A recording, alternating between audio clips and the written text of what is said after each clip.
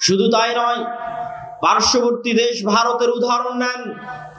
1947 সালে ভারত প্রতিষ্ঠিত হয়েছিল সেকুলারিজমের উপর। জওহরলাল নেহরু, গান্ধী, মাওলানা আবুল কালাম আজাদ ধর্মনিরপেক্ষ মতবাদের উপর ভারতকে প্রতিষ্ঠা করেছিলেন। আর 1947-এ পাকিস্তান, বাংলাদেশ প্রতিষ্ঠা হয়েছিল ইসলামের নামে মুসলমানদের জন্য। কিন্তু আজ 70 বছর পর, 75 বছর পর 2025 সালে এসে দুঃখজনক হলেও সত্য, ভারত তাদের দিন হিন্দুত্ববাদ একটি ভ্রান্ত দিন হওয়ার পরেও, হিন্দুত্ববাদ একটি বাতিল দিন হওয়ার পরেও ভারত রাষ্ট্রীয়ভাবে হিন্দুত্ববাদের উপর গত 10 বছর ধরে প্রতিষ্ঠিত আছে, পৃথিবীর কাউকে পরোয়া করে না। আর তার বিপরীতে বাংলাদেশ এবং পাকিস্তান 1947-এ ইসলামের নামে তৈরি হলো। আজ 70 বছর পর পাকিস্তান আর বাংলাদেশ পাল্লা দিয়ে ধর্মনিরপেক্ষ রাষ্ট্র, পাল্লা দিয়ে সেকুলার কান্ট্রি হওয়ার জন্য বিশ্বের কাছে কেমনে তুলে ধরা যায় যে না, আমরা কট্টর ইসলামপন্থী নই, আমরা কট্টর মুসলমান নই, আমরা উদারপন্থী ধর্মনিরপেক্ষ মতবাদে বিশ্বাসী মুসলমান, এটি তুলে ধরার জন্য পাল্লা দিয়ে প্রতিযোগিতা করতেছে। সম্মানিত উপস্থিতি, গত কয়েকদিন আগে আপনারা দেখেছেন যে বাংলাদেশের চাঁপাইনবাবগঞ্জ সীমান্তে বিজিবি এবং বিএসএফ এর যে উত্তেজনা, এই উত্তেজনাকে কেন্দ্র করে দেখবেন আমাদের জেনজি যুবক সমাজ, তরুণ সমাজ ফেসবুক, ইউটিউব, টুইটার, টিকটকে ট্রল করতেছে, ভারতের মানুষদেরকে নিয়ে ট্রল করতেছে। তাদের দাবি অনুযায়ী বাংলাদেশের মানুষ সাহসী, তাদের দাবি অনুযায়ী বাংলাদেশের মানুষ বীর পুরুষ, আর ভারতের মানুষ ভীরু কাপুরুষ তাদের দাবি অনুযায়ী।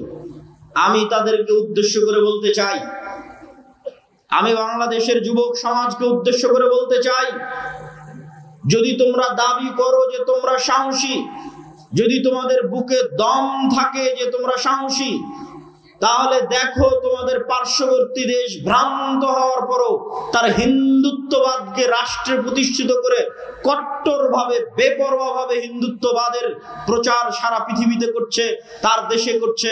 আর তুমি বলছো আমি সাহসী মুসলমান। তো তুমি যদি সাহসী মুসলমান হও, তোমার দেশেও তুমি ইসলামকে প্রতিষ্ঠা করো। কিন্তু তুমি তো ভীরু কাপুরুষতার সাথে মিনমিন করে বলো যে না আমি সেকুলার, তাহলে ভীরু কাপুরুষ ওই হিন্দু নয়, ভীরু কাপুরুষ তোমরা, ভীরু কাপুরুষ আমরা। সম্মানিত উপস্থিতি, এই যে ছাড় দেওয়ার মানসিকতা নিজের দিনে, এইটা এসেছে গোলামি থেকে, কলোনিয়াল মাইন্ড সেটআপ, ঔপনিবেশিক গোলামি। উপনিবেশ মানে কি? কলোনি কাকে বলে? আমরা ব্রিটিশদের কলোনি ছিলাম, তার মানে কি? তার মানে হচ্ছে আমি যদি ব্রিটিশের একটা অঙ্গরাজ্য হতাম সেটা ভিন্ন কথা, তাহলে ব্রিটিশের অঙ্গরাজ্য হলে আমার স্বাধীনতা আর ব্রিটিশ নাগরিকদের মতোই থাকতো। কিন্তু ব্রিটিশ আমাকে ওর অঙ্গরাজ্যও বানায়নি, আবার আমার থেকে সকল প্রকার ভোগ দখল করেছে, এর নাম কলোনি। তো এই কলোনি যে আপনি তাকে রাষ্ট্রের স্বীকৃতি দিবেন না, যেমন ধরেন যদি ভারতের কথা বলি, তাহলে বাংলাদেশকে ভারত তার অঙ্গরাজ্যও করেনি, অঙ্গরাজ্য করলে তো অন্তত আর 10টা অঙ্গরাজ্যের মতো বাংলাদেশের মানুষ স্বাধীনতা পেত, অঙ্গরাজ্যও করেনি, আবার কলোনি উপনিবেশ হিসেবে সকল প্রকার সুযোগ সুবিধা আদায় করে নিয়েছে, এর নাম কলোনি, উপনিবেশ। তো এই কলোনিয়াল মাইন্ড সেটআপ 190 বছর আমরা ব্রিটিশদের গোলাম ছিলাম। ওই 190 বছর ব্রিটিশদের গোলাম থাকার কারণে আমাদের রক্তের মধ্যে আমাদের ব্যক্তিত্ব, আমাদের পার্সোনালিটি, আমাদের স্বাধীন চেতা মনোভাব, আমাদের আপোষহীন মনোভাব ধ্বংস হয়ে গেছে। প্রত্যেকটা সেক্টরে মুসলমান তার চরিত্রের সর্বনিম্ন স্তরের পরিচয় দিয়ে যাচ্ছে। যেমন আপনাদেরকে যদি উদাহরণ হিসেবে বলতে চাই, আপনাদের সামনে দেবীনগরের মানুষের সামনে যদি উদাহরণ হিসেবে তুলে ধরতে চাই, তাহলে কয়েকটি উদাহরণ আপনাদের সামনে তুলে ধরি। রাসূলুল্লাহ সাল্লাল্লাহু আলাইহি ওয়াসাল্লাম একজন মুসলমানের স্বাধীনচেতা মনোভাব রক্ষা করার জন্য, একজন মুসলমানের উন্নত ব্যক্তিত্ব, আত্মমর্যাদা, আত্মসম্মান রক্ষা করার জন্য তিনি মুসলমানকে ঋণ থেকে, লোন থেকে বাঁচতে বলতেন। নিজে লোন এবং ঋণ থেকে বাঁচার জন্য আল্লাহর দরবারে দোয়া করতেন। আল্লাহুম্মা ইন্নী আউযু বিকা মিনাল মা'সামি ওয়াল মা'রাম, হে আল্লাহ আমি পাপ থেকে বাঁচতে চাই, লোন থেকে বাঁচতে চাই। আল্লাহুম্মা ইন্নী আউযু বিকা মিনাল হাম্মি ওয়াল হুজন, হে আল্লাহ আমি দুশ্চিন্তা থেকে বাঁচতে চাই। বলতে ওয়াগালাবাতিদ দাইন, আমি লোন থেকে বাঁচতে চাই। আল্লাহর নবীকে জিজ্ঞেস করা হলো আপনি কেন এত লোন থেকে বাঁচতে চান, কেন এত কর্জ থেকে বাঁচতে চান? আল্লাহর নবী কখনো এই লোন, এই কর্জ দ্বারা সুদের লোন বুঝাননি। সুদের লোন তো বহু দূরে। স্বাভাবিকভাবে একজন মুসলমান আর এক মুসলমানের কাছে 500 টাকা ধার নিবে, 1000 টাকা ধার নিবে, এখন দাও কাল সকালে দিয়ে দিব, এখন দাও পরের দিন সকালে দিয়ে দিব। এই ধরনের যে কর্জে হাসানা, এই ধরনের যে ধার, এই ধারের কথা রাসূলুল্লাহ সাল্লাল্লাহু আলাইহি ওয়াসাল্লাম এই দোয়া থেকে বাঁচতে চাচ্ছেন। আল্লাহর নবীকে জিজ্ঞেস করা হচ্ছে, হে আল্লাহর নবী আপনি কেন এত কর্জ থেকে বাঁচতে চান? রাসূলুল্লাহ সাল্লাল্লাহু আলাইহি ওয়াসাল্লাম উত্তরে বলছেন যে মানুষ যখন কর্জ নেওয়া শুরু করে, মানুষ যখন ধার নেওয়া শুরু করে, হাদ্দাতা ফাকাদাবা, ইজাস্তাদানা রাজুল হাদ্দাতা ফাকাদাবা, যখনই মানুষ কর্জ নেওয়া শুরু করে তখনই মিথ্যা বলা শুরু করে।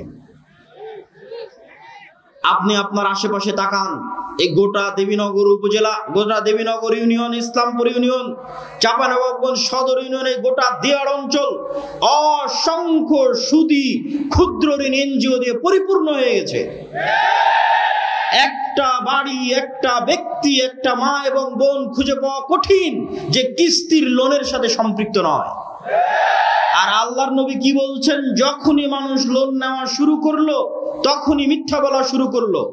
আর মিথ্যা বললো মানে এর আর ব্যক্তিত্ব নাই, এর আর আত্মসম্মান নাই, এর আর আত্মমর্যাদা নাই। আত্মমর্যাদা বিক্রি করে দিয়েছে, আত্মসম্মান বিক্রি করে দিয়েছে, পার্সোনালিটি, ব্যক্তিত্ব বিক্রি করে দিয়েছে। কেননা সে এখন অর্থের জন্য মিথ্যা বলছে। আর যে অর্থের জন্য মিথ্যা বলে, আত্মমর্যাদা, আত্মসম্মান, ব্যক্তিত্ব, পার্সোনালিটি বিকিয়ে দেয়, এরা কোনোদিন স্বাধীন হতে পারবে না, নেতা হতে পারবে না। গোলামের সন্তান, গোলামি থাকতে হবে। যখনই আপনি বলবেন আমি স্বাধীন হতে চাই, মাথা উঁচু করে দাঁড়ানোর ক্ষমতা থাকতে হবে, আত্মমর্যাদা থাকতে হবে, ব্যক্তিত্ব থাকতে হবে, হাইবাত থাকতে হবে। আর আপনি যখন কর্জ নিয়ে নেবেন, ওই ব্যক্তিত্ব শেষ। রাসূলুল্লাহ সাল্লাল্লাহু আলাইহি ওয়াসাল্লাম কর্জ নেওয়ার, লোন নেওয়ার ভয়াবহতা বুঝাতে গিয়ে তিনি বলছেন, একজন ব্যক্তি কুতিলা ফি সাবিলিল্লাহ সুম্মা উহরিয়া সুম্মা কুতিল সুম্মা উহরি, একজন ব্যক্তি আল্লাহর রাস্তায় জিহাদ করে শহীদ হয়ে গেল, তারপরে তাকে পুনরায় জীবিত করা হলো, পুনরায় আল্লাহর রাস্তায় জিহাদ করে শহীদ হয়ে গেল, পুনরায় জীবিত করা হলো, পুনরায় আল্লাহর রাস্তায় জিহাদ করে শহীদ হয়ে গেল। এই ব্যক্তি জান্নাতে যেতে পারবে না। মা দাখালাল জান্নাহ হাত্তা ইউকযা আনহু দাইনু, যদি তার ঘাড়ে ঋণ থাকে, লোন থাকে, যতক্ষণ তার লোন এবং ঋণ আদায় না করা হয়েছে ততক্ষণ সে জান্নাতে যেতে পারবে না। কি ভয়ঙ্কর হাদিস! সম্মানিত উপস্থিতি, কেন লোনের কথা নিয়ে আসলাম? এই জন্য নিয়ে আসলাম, বক্তব্যের বিষয়বস্তু ব্যক্তিত্ব, পার্সোনালিটি। ইসলামের অর্থনীতির মূল ভিত্তি হচ্ছে আপনাকে অল্পে সন্তুষ্ট থাকতে হবে। সুদের ভিত্তিতে লোন বহু পরে। এই হাদিসগুলো আসতেছে স্বাভাবিক কর্জে হাসানার জন্য। যত হাদিস এতক্ষণ যাবত বলতেছি, আল্লাহর নবীর দোয়া তুলে ধরতেছি, সব স্বাভাবিক কর্জে হাসানা। স্বাভাবিক কর্জে হাসানাও তখন নিতে পারবে যখন ছেলে মেডিকেলে, মেয়ে মেডিকেলে, বিবাহের খরচ দিতে পারছে না, চিকিৎসার খরচ দিতে পারছে না, তখন নিবে কর্জে হাসানা। স্বাভাবিক অবস্থায় বিলাসী পণ্য ক্রয়ের জন্য, মাটির বাড়িকে পাকা বাড়ি তৈরি করার জন্য, টিনের বাড়িকে পাকা বাড়ি তৈরি করার জন্য, মোটরসাইকেল কেনার জন্য, এসি ফ্রিজ কেনার জন্য উম্মতে মুহাম্মাদি লোন নিতে পারে। এর বিধান ইসলামের কয়েক লক্ষ, কয়েক হাজার কিলোমিটারের মধ্যে নাই। সুদের ভিত্তিতে লোন বহু পরে। আমি স্বাভাবিক কর্জে হাসানার কথা বলতেছি, যে মানুষ স্বাভাবিক কর্জে হাসানা নিবে বিলাসিতার জন্য, এর অস্তিত্ব ইসলামে নাই। আমি আপনাকে গিয়ে বলবো, ভাই আমাকে 1000 টাকা দেন, আমি একটা ফোন কিনতে চাচ্ছি, এই ফোন একটা বিলাসী পণ্য, আমি 1000 টাকা সুদের ভিত্তিতে নিচ্ছি না, এখন নিচ্ছে, 1 সপ্তাহ পরে দিয়ে দিব, 1 মাস পরে দিয়ে দিব। এমন সুদবিহীন কর্জে হাসানা মানুষ বিলাসিতার জন্য নিবে, এর অস্তিত্ব ইসলামে নাই। সুদ ভিত্তিক নেওয়া বহু পরে। সুদবিহীন কর্জে হাসানা মানুষ বিলাসিতার জন্য নিবে, এক সন্ধ্যা ভালো খাওয়ার জন্য নিবে, এক সন্ধ্যা ভালো থাকার জন্য নিবে। আর অস্তিত্ব ইসলামে নাই কেন? নেওয়া মাত্রই মিথ্যা বলা শুরু করবে, আর যখনই মিথ্যা বলা শুরু করবে তখন ও গোলাম হয়ে গেছে, আত্মমর্যাদা গেছে, ব্যক্তিত্ব গেছে, আত্মসম্মান গেছে।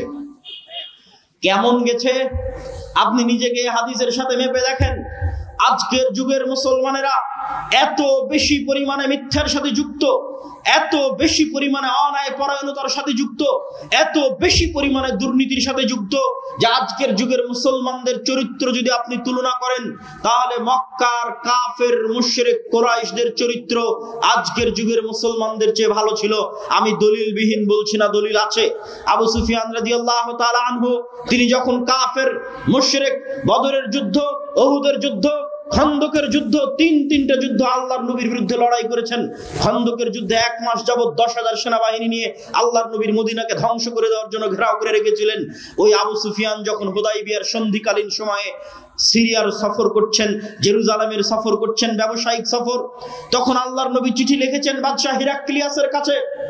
দিনের দাওয়াত দিয়ে, ইসলামের দাওয়াত দিয়ে বাদশা হিরাক্লিয়াস চিঠি দেখে বলছে, চিঠি লিখেছে আরবি, দেখো জেরুজালেমে এখন কোন আরাবিয়ান আরবি কেউ আছে কিনা। খুঁজে পাওয়া গেল আবু সুফিয়ানকে, নিয়ে আসা হলো আবু সুফিয়ানকে। কোনো লাইভ ক্যামেরা নাই, কোনো রেকর্ডার নাই, কোনো যান্ত্রিক এরকম কিছু বস্তু নাই যে আবু সুফিয়ানের এই কথাকে ধরে রাখবে যে আবু সুফিয়ান সত্য বলছে না মিথ্যা বলছে। ওই অবস্থায়, কাফের অবস্থায়, মুশরিক অবস্থায়, নিজের চিরন্তন শত্রুর বিষয়ে আবু সুফিয়ান রাদিয়াল্লাহু তাআলা আনহু একটাও মিথ্যা কথা বলেননি। আর আজকে আপনি বাংলাদেশের এক রাজনৈতিক দলের নেতাকে জিজ্ঞেস করেন, আর এক রাজনৈতিক দলের নেতা সম্পর্কে বলার জন্য সব কথা মিথ্যা বলবেন। কেননা এই গণতান্ত্রিক রাজনীতি টিকেই আছে মিথ্যার উপর। যে যত বেশি মিথ্যার চর্চা করতে পারবে সে তত বেশি ভোট পাবে। তাহলে মিথ্যার উপর প্রতিষ্ঠিত একটা সমাজ কিভাবে স্বাধীনতার স্বপ্ন দেখতে পারে, কিভাবে দেশ ও জাতিকে নেতৃত্ব দেওয়ার স্বপ্ন দেখতে পারে? অথচ ততক্ষণ নেতা হওয়া সম্ভবই না যতক্ষণ না আপনার ব্যক্তিত্বে ন্যায় যুক্ত না হয়েছে, ন্যায় পরায়ণতা যুক্ত না হয়েছে। রাসূলুল্লাহ সাল্লাল্লাহু আলাইহি ওয়াসাল্লাম বলছেন, লা তাকুমু সাআহ হাত্তা ইয়ানজিলা ঈসা ইবনে মারইয়াম, ততক্ষণ পর্যন্ত কিয়ামত হবে না যতক্ষণ না মারিয়ামের সন্তান ঈসা পৃথিবীতে নেমে না আসছে। মারিয়ামের সন্তান ঈসা পৃথিবীতে নেমে এসে ইয়াকসিরুস সালিব, ক্রুশকে ভেঙে দিবে, ওয়া ইয়াকতুলুল খিনজির, শুকুরকে হত্যা করবে, হারাম ঘোষণা করবে, আর সমগ্র পৃথিবীতে হাকামান মুকসিতা, ন্যায় বিচার প্রতিষ্ঠা করবে। সমগ্র পৃথিবীতে মারিয়ামের সন্তান ঈসা ন্যায় মানুষকে কিয়ামতের মাঠে বিশেষ ছায়া দেওয়া হবে, যার 1 নাম্বার সব ইবাদতকে ছাপিয়ে যে 1 নাম্বার স্থান করে নিয়েছে। তাহাজ্জুদের সালাত, রাতের ইবাদত, নফল সিয়াম, সালাত সিয়াম থেকে শুরু করে যত দান থেকে শুরু করে যত ইবাদতের জগতে যত ইবাদত আছে সবকে ছাপিয়ে 1 নাম্বার স্থান করে নিয়েছে। যেই দায়িত্বশীল, ন্যায়পরায়ণ, ওই ন্যায়পরায়ণ দায়িত্বশীলকে আল্লাহ বিশেষ ছায়া দিবে। মানে ন্যায় ছাড়া দায়িত্ব পালন করা, ন্যায় ছাড়া নেতা হওয়া ইসলামের দৃষ্টিতে অসম্ভব, ইম্পসিবল।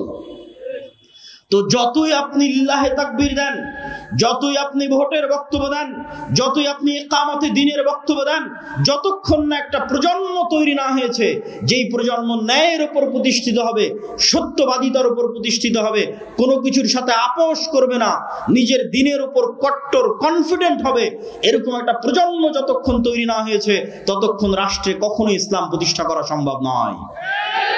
শুধু সম্ভব নয় তা নয়, এর উল্টাটা ঘটবে। উল্টাটা ঘটবে মানে আপনাকে বুঝাই, ন্যায়পরায়ণতা আপনারা এখন চেক করেন। আমি কয়েকটা উদাহরণ দেব, এই উদাহরণগুলো দিয়ে চেক করেন। আপনাদের দেবীনগরে যৌতুকের ভিত্তিতে বিবাহ হয় না? ডিমান্ডের ভিত্তিতে বিবাহ হয় না? হয় না? হয়। ন্যায় অন্যায় মানে ইবাদতের সাথে সম্পৃক্ত নয়, ন্যায় অন্যায় মানে মানুষের সাথে সম্পৃক্ত। ন্যায় অন্যায় মানে মানুষের সাথে সম্পৃক্ত। তো একটা মেয়ের যখন যৌতুকের ভিত্তিতে বিবাহ হচ্ছে তখন এটি ন্যায় না অন্যায়? অন্যায়। তো যেই মুসলমান কাজী, হাজি, নামাজি, আল্লাহওয়ালা, দানবীর এই যৌতুকের বিবাহের সাথে সম্পৃক্ত, যেই যুবক এই যৌতুকের বিবাহের সাথে সম্পৃক্ত, এরকম অন্যায় পরায়ণ ব্যক্তিদেরকে যদি আপনি ক্ষমতায় বসান, এরা যদি ভোট দিয়ে লিল্লাহে তাকবীর বলে, ইসলামের নাম বলে ক্ষমতায় চলে যায়, তো গত 16 বছর যা দুর্নীতি হয়েছে এর চেয়ে বেশি দুর্নীতি করবে।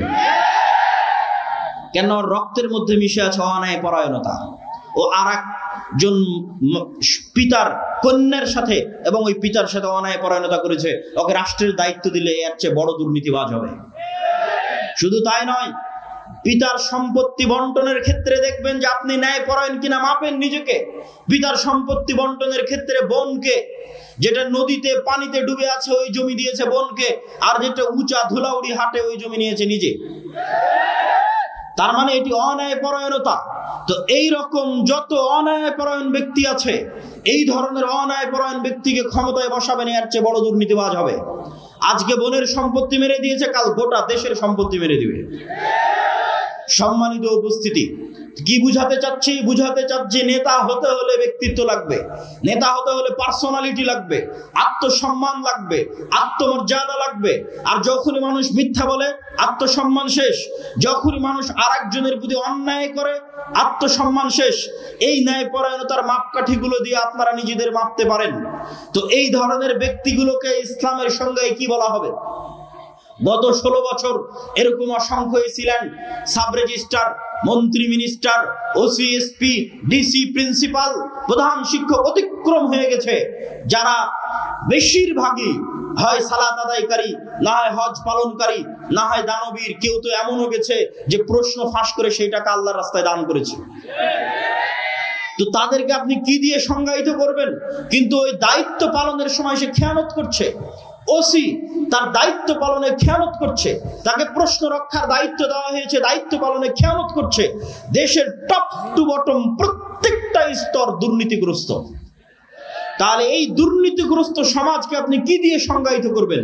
রাসূলুল্লাহ সাল্লাল্লাহু আলাইহি ওয়াসাল্লাম বলছেন, 4টা বৈশিষ্ট্য যদি মানুষের মধ্যে থাকে, মুনাফিকান খালিসা, সে স্পষ্ট নির্ভেজাল মুনাফিক। ইযা হাদ্দাথা কাযাবা, যখন কথা বলে মিথ্যা বলে, ওয়াদা করলে ভঙ্গ করে, দায়িত্ব দেওয়া হলে, আমানত দেওয়া হলে ওই দায়িত্বের সাথে খেয়ানত করে, এরা মুনাফিক। এবার আপনি নিজের দিকে তাকান, আশেপাশে তাকান, কয়টা মুসলমানকে আপনি মুনাফিকের খাতা থেকে বাদ দিবেন? কয়জন নামাজি দানবীরকে আপনি মুনাফিকের খাতা থেকে বাদ দিবেন? কিন্তু আপনার প্রশ্ন জাগতে পারে, কেন তাহলে তারা সালাত আদায় করে, কেন সিয়াম পালন করে, কেন তাহাজ্জুদের সালাত আদায় করে, কেন হজ করতে যায়, কেন প্রধান অতিথি হয়ে দান করে? মূলত তারা মুনাফিক। মানুষের সাথে অন্যায় করেছে, মিথ্যা বলেছে, মুনাফিক। নিজের স্ত্রীর প্রতি অন্যায় করেছে, মুনাফিক। নিজের সন্তানের প্রতি অন্যায় করেছে, এক সন্তানকে বঞ্চিত করে আরেক সন্তানকে সব সম্পত্তি লিখে দিয়েছে, মুনাফিক। নিজের বোনের প্রতি অন্যায় করেছে, জমি বন্টনে ন্যায় করেনি, মুনাফিক। বিবাহ করার সময় যৌতুক নিয়েছে, মুনাফিক, কারণ অন্যায় করেছে মানুষের সাথে। এরকম জীবনের প্রত্যেকটা সেক্টরে ন্যায়পরায়ণতা খুবই ভয়াবহ, খুবই গুরুত্বপূর্ণ। এমনকি সন্তান সন্ততিদেরকে চুমু দিতে গিয়েও ন্যায় প্রতিষ্ঠা করার কথা আল্লাহ বলেছেন। বিবাহ করতে গিয়েও আল্লাহ বলেছেন, যদি একের অধিক বিবাহ করতে চাও, আগে নিশ্চিত করো ন্যায় প্রতিষ্ঠা করতে পারবা কিনা। ন্যায়পরায়ণতা প্রতিষ্ঠা করা খুবই গুরুত্বপূর্ণ এবং খুবই কঠিন, খুবই ভয়াবহ বিষয়। এরকম যতজন নিজ নিজ জীবনের সেক্টরে ন্যায় প্রতিষ্ঠা করতে পারেনি, দায়িত্বের আমানতের খেয়ানত করেছে, মিথ্যা বলেছে, তাদেরকে আল্লাহ নবী এক বাক্যে বলে দিলেন, এরা হচ্ছে মুনাফিক। এই সমস্ত মুনাফিকেরা তাদের মুনাফিকি ঢাকার জন্য নামাজ পড়ে। এই সমস্ত মুনাফিকেরা তাদের মুনাফিকি ঢাকার জন্য কোটি কোটি টাকা দান করে দানবীর শাস্তে চায়। এই ধরনের মুনাফিকেরা তাদের মুনাফিকি ঢাকার জন্য হজ করতে যেতে চায় যে আমি হাজি, কিন্তু মুনাফিক তার বোনকে তার সম্পত্তিতে ন্যায়ের সাথে ভাগ দেয়নি, মুনাফিক। এই ধরনের মুনাফিক সম্প্রদায় দিয়ে কখনোই মুসলিম জাতির মুক্তি হবে না, হবে না, হবে না। কেমন সম্প্রদায় লাগবে? মুহাম্মদ সাল্লাল্লাহু আলাইহি ওয়াসাল্লামের মতো সত্যবাদী ন্যায়পরায়ণ। জন্মই হয়েছে সত্যবাদীদের উপর, ন্যায়পরায়ণতার উপর। ওমর ইবনুল খাত্তাবের মতো আপোষহীন, কোনো কিছুতে ছাড় দেওয়ার মানসিকতা নাই দ্বীনের বিষয়ে। এরকম সত্যবাদিতা, ন্যায়পরায়ণতার উপর যখন হৃদয় ফ্রেশ, তখন এবার সালাত আদায় করছে। কারো নামে গীবত করে না, কারো নামে অপবাদ দেয় না, কারো পিছে পড়ে না, লোন এবং কর্জের ধার ধারে না। যেখানে গেলে মাথা নত হতে পারে, যেখানে গেলে মিথ্যা বলা লাগতে পারে, তার ধার ধারে না। এরকম সত্যবাদী, আমানতদার, ন্যায়পরায়ণ একদল প্রজন্ম যদি দাঁড়িয়ে যায়, তো ওই প্রজন্ম যখন সালাত আদায় করবে, সিয়াম পালন করবে, হজ করবে, দান করবে, উমরা করবে, ওই প্রজন্মের হাত দিয়ে ইসলামের বিজয় হবে ইনশাআল্লাহ। অতএব আমি উপস্থিত দেবীনগরের আজকের উপস্থিত মুসল্লিদের উদ্দেশ্যে উদাত্ত আহ্বান জানিয়ে বলতে চাই, যে আপনাদের ব্যক্তিত্ব, আপনাদের পার্সোনালিটি, আপনাদের আত্মমর্যাদা, আত্মসম্মানকে হেফাজত করুন, রক্ষা করুন। একজন মুসলমানের যেমন হওয়া উচিত। মুসলমানদের অবস্থা দেখলে আমার নিজের লজ্জা লাগে। যখন আমেরিকা এবং ইউরোপে দেখি মুসলমানেরা মিথ্যার উপর তার রুজি পরিচালনা করছে, মিথ্যা বলে ইউরোপে প্রবেশ করেছে, মিথ্যা বলে আমেরিকায় গেছে, মিথ্যা বলে ইনকাম করছে, মিথ্যা বলে আরেক কাফের মুশরিকের কাছে অতিরিক্ত টাকা কামানোর জন্য মিথ্যা বলতেছে, পুরো জীবনটা মিথ্যার উপর পার করে দিচ্ছে। এরকম মিথ্যুক জাতি দিয়ে কিভাবে নেতা হবে, কিভাবে মুক্তি পাবে? অসম্ভব, হতে পারে না। আপনাকে আপনার দিনের উপর কট্টর হতে হবে, সত্যবাদিতা এবং ন্যায়পরায়ণতায় ফিরে আসতে হবে। শুধু তাকবীর ধ্বনি দিয়ে, শুধু ভোটের বক্তব্য দিয়ে, গণতন্ত্রের বক্তব্য দিয়ে ইসলামকে বিজয় করা সম্ভব নয়। সম্মানিত উপস্থিতি, বক্তব্যের শেষের দিকে চলে এসেছি। আজকে দেখছি আমরা ইসলামকে বিজয় করার জন্য, সামগ্রিকভাবে বিজয় করার জন্য এই মৌলিক বিষয়গুলোর প্রতি ফোকাস না করে এখনই হাজার হাজার কোটি কোটি মানুষের ভোট নিয়ে ক্ষমতায় চলে যেতে হবে। এই যে টেন্ডেন্সি, ডেমোক্রেসিকে রব মানার, ইলাহ মানার, গণতন্ত্রকে ইলাহ বানিয়ে দেওয়ার যে টেন্ডেন্সি, যে মন মানসিকতা, সমাজতন্ত্র, ধর্ম নিরপেক্ষ মতবাদকে ইলাহ বানিয়ে দেওয়ার যে মন মানসিকতা, এই মন মানসিকতার উপর কুঠারাঘাত করেছেন আল্লামা ইকবাল। আল্লামা ইকবাল বলেছেন, আজকের আধুনিক যুগের আজরেরা তারা সোয়ায়ে হ্যাঁ খোদা। আজকের আধুনিক যুগের আজর মানে ইব্রাহিমের পিতা আজর মূর্তি বানিয়েছিল, আজকের যুগের আজরেরা নতুন মূর্তি বানিয়েছে। ইনসারে খুদাও মে বড়া সবসে ওয়াতান হ্যায়। আজকে মানুষ ইবাদতের জন্য যত মূর্তি বানিয়েছে তার মধ্যে একটা গণতন্ত্র, একটা সমাজতন্ত্র, একটা ধর্মনিরপেক্ষ মতবাদ, সেকুলারিজম, এই মূর্তিগুলোর আজকের যুগে মানুষ পূজা করতেছে, আজকের যুগে মানুষ ইবাদত করতেছে। অথচ তাওহীদ মানে আমাই ইয়াকফুর বিত্তাগুত ওয়া ইউমিন বিল্লাহ, আগে তাগুতকে অস্বীকার করতে হবে, তারপরে ঈমান আনয়ন করতে হবে। ঈমান আনয়ন মানে, তাওহীদ মানে ইব্রাহিম আলাইহিস সালাতু ওয়াস সালামের আদর্শ, কাফারনা বিকুম ইন্না বুরাউম মিনকুম বারিউম মিম্মা তুশরিকুন। এগুলো ইব্রাহিম আলাইহিস সালামের নিজের মুখের বাক্য, যে আমি তোমাদের থেকে মুক্ত, আমি অস্বীকার করছি ওই সমস্ত মূর্তির, ওই সমস্ত শিরকের যা তোমরা পূজা করো। আজকে যদি মুসলমানেরা বলতে চায় যে হ্যাঁ তাদের ঈমান পরিপূর্ণ, তাহলে আগে এই সমস্ত নতুন মূর্তিগুলোকে অস্বীকার করতে হবে। এই মূর্তিগুলোর মূলা ঝুলিয়ে, গণতন্ত্র নামক এই নতুন ইলাহের মূলা ঝুলিয়ে কোনোদিন মুসলমানেরা রাষ্ট্র ক্ষমতায় যেতে পারেনি, ইসলাম কোনো দিন যেতে পারবে না। যদি কখনো যায় তাহলে সেটা হবে কম্প্রোমাইজড, বিকৃত ইসলাম, অবিকৃত ইসলাম পূর্ণাঙ্গ ক্ষমতার সাথে রাষ্ট্র ক্ষমতায় যাবে। তার পথ পদ্ধতি হবে ভিন্ন, তার পথ পদ্ধতি শুরুই হবে দাওয়াত দিয়ে। আল্লাহ চাইলে মুসা আলাইহিস সালাতু ওয়াস সালামকে বলতে পারতেন যে যাও, তোমাকে মুজিজার লাঠি দিলাম, এই লাঠি দিয়ে ফেরাউনকে হত্যা করো, দিয়ে ক্ষমতা দখল করো না। আল্লাহ মুসা আলাইহিস সালামকে ব্যক্তিত্ব দিয়ে, পার্সোনালিটি দিয়ে, আত্মমর্যাদা দিয়ে, আত্মসম্মান দিয়ে, উন্নত চরিত্র দিয়ে তৈরি করেছেন। গোলাম হিসেবে মিথ্যার উপর, ধোঁকার উপর, দুর্নীতির উপর তৈরি করেননি। যখন বানু ইসরাইল গোলাম, যখন বানু ইসরাইল জীবন যাপন করছে মিথ্যার উপর, গোলামির উপর, তখন আল্লাহ মুসা আলাইহিস সালামকে ওই গোলামি থেকে মুক্তি দিয়ে ফেরাউনের বাড়িতে পূর্ণ আত্মমর্যাদার সাথে, আত্মসম্মানের সাথে মানুষ করেছেন, যেন মুসা আলাইহিস সালামের আত্মমর্যাদা, আত্মসম্মান, ব্যক্তিত্ব কোনো কমতি না থাকে। নেতৃত্ব দিতে হলে, নেতা হতে হলে পূর্ণ আত্মমর্যাদা লাগবে, আত্মসম্মান লাগবে, তবে নেতা হওয়া যাবে। আর যে গোলাম অবস্থায় মানুষ হয়েছে, নেতা হতে পারবে না। তো মুসা আলাইহিস সালামকে আল্লাহ দাওয়াত দিতে পাঠালেন তার ব্যক্তিত্বের সাথে।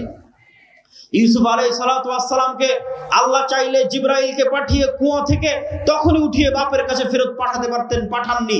ইউসুফ আলাইহিস সালাতু ওয়াস সালামকে আল্লাহ লম্বা পরীক্ষার মধ্যে দিয়ে পার করেছেন। যে লম্বা পরীক্ষার মধ্যে দিয়ে ইউসুফ আলাইহিস সালামের ব্যক্তিত্ব তৈরি হয়েছে, শাখসিয়ত তৈরি হয়েছে, পার্সোনালিটি তৈরি হয়েছে, নেতৃত্বের গুণ তৈরি হয়েছে, মিথ্যার সাথে আপোষহীনতা তৈরি হয়েছে, এবং সত্যের উপর অটল এবং অবিচল থাকার মানসিকতা তৈরি হয়েছে। নিজের দিনের বিষয়ে ছাড় না দেওয়ার মানসিকতা তৈরি হয়েছে। এই মানসিকতাগুলো নিয়ে যখন তিনি বাতিলের সামনে দাঁড়িয়েছেন, যখন তিনি দাওয়াতের ময়দানে গেছেন, তখন তিনি পরীক্ষার মুখোমুখি হয়েছেন, আস্তে আস্তে সফল হয়েছেন।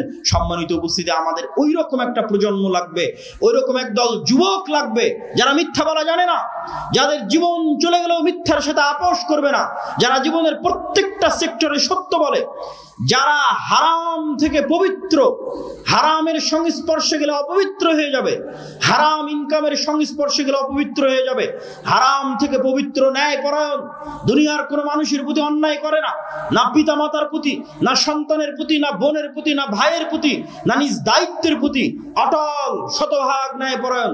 এমত অবস্থায় যদি ও তাওহীদপন্থী হয়, নিজের দিনের উপর ওই ইহুদিদের মতো, ইহুদিরা যেমন ভ্রান্তির উপর অটল, আজকের ভারতের হিন্দুরা যেমন তার ভ্রান্তির উপর অটল, কট্টর, এইরকম একদল মুসলমান দাঁড়িয়ে যদি বলতে পারে হ্যাঁ আমরা আমাদের নবীর দ্বীনে ইসলামের উপর অটল, মুহাম্মদ সাল্লাল্লাহু আলাইহি ওয়াসাল্লামের প্রত্যেকটা আদর্শের উপর, মুহাম্মদ সাল্লাল্লাহু আলাইহি ওয়াসাল্লামের প্রত্যেকটা কথার উপর ইট পাথরের মতো অটল, এইরকম অটল মানসিকতা নিয়ে একদল যুবক যদি দাওয়াতি কাজ শুরু করে, ক্ষমতার কেন্দ্রবিন্দুতে আঘাত করে, পূর্ণ ব্যক্তিত্বের সাথে, পূর্ণ পার্সোনালিটির সাথে তারা পরীক্ষার মুখোমুখি হবে, কিন্তু তাদের হাত দিয়ে ইসলামের বিজয় পতাকা উড়বে ইনশাআল্লাহ।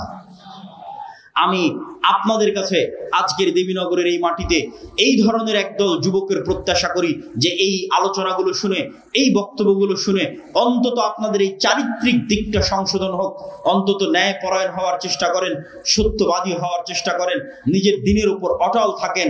লোন, ধার, কর্জ যেগুলো মানুষের মাথাকে নত করে দিবে, যেগুলো মানুষকে মিথ্যার দিকে নিয়ে যাবে, পুরো পরিবার মিথ্যার উপর গড়ে উঠবে, গোলাম হবে, কোনোদিন স্বাধীন হতে পারবে না, নেতা হতে পারবে না, এই ধরনের ন্যাক্কারজনক ঘৃণিত কার্যকলাপ থেকে মুক্ত থেকে পান্তা ভাত খাবেন, মাটির ঘরে থাকবেন, কিন্তু মাথা উঁচু করে থাকবেন, পূর্ণ ঈমানের সাথে থাকবেন, আত্মমর্যাদার সাথে থাকবেন, আত্মসম্মানের সাথে থাকবেন। এরকম একটা পরিবার থেকে, এরকম একদল যুবক থেকে ইসলামের বিজয় হবে ইনশাআল্লাহ। সম্মানিত উপস্থিতি, আমি বক্তব্যের শেষের দিকে চলে এসেছি।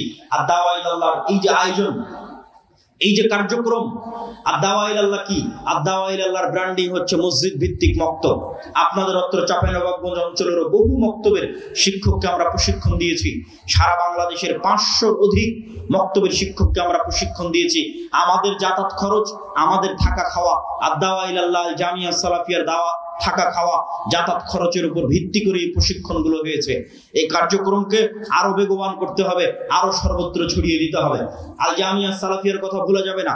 আল জামিয়া সালাফিয়া বাংলাদেশের এমন এক ব্যতিক্রমধর্মী প্রতিষ্ঠান, শুধু একটা পরিসংখ্যান বলি বা দুটো পরিসংখ্যান বলি, গত এক বছরে বাংলাদেশের ইতিহাসে রেকর্ড, গত এক বছরে সৌদি আরবের মদিনা ইসলামী বিশ্ববিদ্যালয় সহ অন্যান্য বিশ্ববিদ্যালয় থেকে 10-এর অধিক শিক্ষক জামিয়া সালাফিয়াতে দার্স দিয়েছে, যা বাংলাদেশের ইতিহাসে রেকর্ড। কেউ 4 মাস, কেউ 1 মাস। এখনো একজন শিক্ষক আল জামিয়া সালাফিয়া রূপগঞ্জ নারায়ণগঞ্জে মদিনা ইসলামী বিশ্ববিদ্যালয়ের একজন শিক্ষক এখনো দার্স দিচ্ছেন। 2, এটি বাংলাদেশের একমাত্র প্রতিষ্ঠান যেটি কওমি প্রতিষ্ঠান হওয়ার পরও থাকা খাওয়া খরচ যেখানে মাত্র 3000 থেকে 3500, আর 10টা কওমি মাদ্রাসার মতো, এরকম একটি কওমি মাদ্রাসা হওয়ার পরও বিদেশি শিক্ষক, ভারত, পাকিস্তান থেকে শুরু করে অন্যান্য দেশের 5-এর অধিক বিদেশি শিক্ষক, যাদের বেতন 80,000 টাকারও বেশি, এরকম বিদেশি শিক্ষক এই প্রতিষ্ঠানে থাকে। এই প্রতিষ্ঠানের লক্ষ্য এবং উদ্দেশ্য হচ্ছে দেশে উন্নত শিক্ষা দেওয়া। আমরা যেমন মসজিদ ভিত্তিক মক্তব নিয়ে কাজ করছি, ঠিক তেমনি আল জামিয়া সালাফের অধিভুক্ত হতে পারবে এরকম যে শিক্ষা প্রতিষ্ঠানগুলো আছে। আমি জানি এই দেবীনগর আলেম ওলামার ভূমি, এই দেবীনগর মসজিদ মাদ্রাসার ভূমি। সেই ব্রিটিশ বিরোধী আন্দোলন থেকে এখানে কোরআন এবং সহিহ হাদিসের চর্চা হয়ে আসছে। এই অঞ্চলের মাদ্রাসাগুলোকে আমরা উদাত্ত আহ্বান জানাবো যে তারা তাদের শিক্ষার মানকে উন্নত করার জন্য আল জামিয়া সালাফিয়ার সাথে অধিভুক্ত হয়ে জামিয়া সালাফিয়ার সিলেবাস অনুযায়ী জামিয়া সালাফিয়ার শিক্ষকদের ট্রেনিং নিয়ে তাদের মাদ্রাসার শিক্ষার মানকে উন্নত করুক। মসজিদগুলোকে উদাত্ত আহ্বান জানাবো যে তাদের মক্তবগুলোকে আমাদের মসজিদে পাঠিয়ে আমরাই খরচ দিয়ে নিয়ে যাব, আমাদের জামিয়া সালাফিয়াতে পাঠিয়ে ট্রেনিং নেওয়ার মাধ্যমে তাদের মক্তবের শিক্ষাগুলোকে উন্নত করুক। সর্বশেষে মাসিক আল ইতিসাম, যেখানে আমি নিজে নিয়মিত লিখি, মাসিক আল ইতিসামের সম্পাদকীয় পড়ে দেখবেন এই মাসের সম্পাদকীয় আছে মুসলমানদের দামেস্ক বিজয়, জেরুজালেম বিজয়ের দ্বার প্রান্তে মুসলিম উম্মাহ। এই যে আধুনিক সমসাময়িক যে বিষয়গুলো আছে, এই বিষয়গুলোর লেখনী মাসিকাল ইতিসামে পাবেন। আমি জানি না দেবীনগরে আসে কিনা, এসে না থাকলে জরুরি ভিত্তিতে নেওয়ার চেষ্টা করবেন। সর্বোপরি আমি স্বেচ্ছাসেবকদের উদাত্ত আহ্বান জানাবো যে আপনারা যারা সংগ্রহ করতে চান সহযোগিতা, তারা আপনারা ভেতরে ঢুকে পড়েন। আর সহযোগিতার জন্য আমি এতটুকু বলবো যে পৃথিবীর সবচেয়ে শক্তিশালী ইবাদত হচ্ছে দান। সবচেয়ে শক্তিশালী কি জন্য? যখন কোনো ইবাদত কাজ করবে না, কিয়ামতের মাঠে যখন হিসাব হবে, যখন কোনো কারেন্সি কাজ করবে না, কোনো টাকা পয়সা কোনো কিছু কাজ করবে না, অথচ আপনি কারো গীবত করেছেন, কারো নামে অপবাদ দিয়েছেন, কারো নিন্দা করেছেন, কারো ধন সম্পদ মেরে খেয়েছেন, সব পাওনাদার আসতে থাকবে। ওই পাওনাদারকে পরিশোধ করা হবে আপনার দানের টাকা থেকে, যেই টাকা আপনি পূর্বে জমা করে রেখেছেন। আর এই দানের টাকাকে আল্লাহ সুবহানাহু ওয়া তাআলা বলেছেন মিম্মা রাযাকনাহুম ইউনফিকুন। আল্লাহ এটা আপনার টাকা, এটা কখনো স্বীকার করেনি। আল্লাহ বলেছেন এই টাকা তার দেওয়া, আমি তোমাদেরকে যে রিজিক দিয়েছি সেই রিজিক থেকে তোমরা আল্লাহর রাস্তায় দান করো। সম্মানিত উপস্থিতি, আমি সকলকে উক্ত ইসলামী সম্মেলনে দান করার উদাত্ত আহ্বান জানিয়ে আগামী 30 ও 31 জানুয়ারি আল জামিয়া সালাফিয়া দিনাজপুরে সালাফি কনফারেন্স আছে। আগামী 13 ও 14 ফেব্রুয়ারি রূপগঞ্জ নারায়ণগঞ্জে সালাফি কনফারেন্স আছে। রূপগঞ্জ নারায়ণগঞ্জের কনফারেন্সে পাকিস্তান থেকে মেহমান উপস্থিত হবে। পাকিস্তান, ভারত, নেপাল, সৌদি আরব, বাংলাদেশ, এই 4-5 দেশের মেহমান উপস্থিত থাকবে আগামী 13 ও 14 ফেব্রুয়ারি আল জামিয়া সালাফিয়া রূপগঞ্জ নারায়ণগঞ্জ। আপনাদেরই প্রতিষ্ঠান, কেননা আপনাদের এলাকার সন্তান এখান থেকে 100 কিলোমিটার দূরে গিয়ে 50, 60, 100 বিঘা জমির উপর বিশাল প্রতিষ্ঠান তৈরি করেছে। ওই প্রতিষ্ঠান দেখতে যাইতে গিয়ে আপনাদের মন চায় না? চাওয়া উচিত, প্রত্যেকের মনে স্বাদ জাগা উচিত যে আমাদের এলাকার সন্তান আমাদের এলাকা থেকে এত দূরে ঢাকায় গিয়ে পূর্বাচল আন্তর্জাতিক বাণিজ্য মেলার পাশে এত বিশাল প্রতিষ্ঠান, নিজের প্রতিষ্ঠান মনে করে ওই প্রতিষ্ঠান দেখতে যাবেন। আগামী 13 ও 14 ফেব্রুয়ারি রূপগঞ্জ নারায়ণগঞ্জের সালাফি কনফারেন্সে উপস্থিত হওয়ার উদাত্ত আহ্বান জানিয়ে আমি আজকে আমার সংক্ষিপ্ত বক্তব্য এখানেই শেষ করছি। ওয়া আখির দাওয়ানা আলহামদুলিল্লাহি রাব্বিল আলামিন। আসসালামু আলাইকুম ওয়া রাহমাতুল্লাহি ওয়া বারাকাতুহু। আসসালামু আলাইকুম।